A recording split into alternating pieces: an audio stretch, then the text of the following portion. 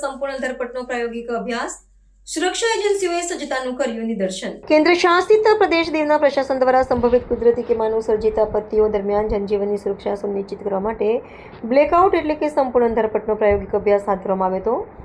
આ આયોજન હેઠળ નિયત સમય મર્યાદા માટે સમગ્ર જિલ્લામાં વીજ પુરવઠો અને પ્રકાશના સ્ત્રોતો બંધ રાખીને કટોકટીની સ્થિતિનું નિર્માણ કરવામાં આવ્યું હતું. વહીવટીતંત્રનો મુખ્ય ઉદ્દેશ્ય યુદ્ધકાલીન પરિસ્થિતિ અથવા સુરક્ષા સંકટ સમયે નાગરિકોને સલામત રાખવા માટેની કાર્યક્ષમતા ચકાસવાનો હતો.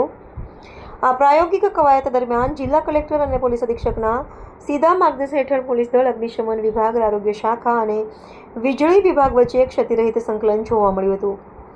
અંધારપટ દરમિયાન સંદેશા વ્યવહારની ગતિશીલતા અને બચાવ કામગીરીની તત્પરતાનું બારીકાઈથી નિરીક્ષણ કરવામાં આવ્યું હતું.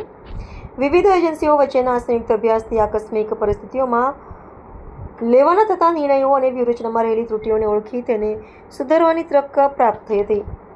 અભ્યાસના અંતે વહીવટીતંત્ર દ્વારા આ પ્રક્રિયામાં સહયોગ આપવા બદલ નાગરિકોનો આભાર વ્યક્ત કરવામાં આવ્યો હતો.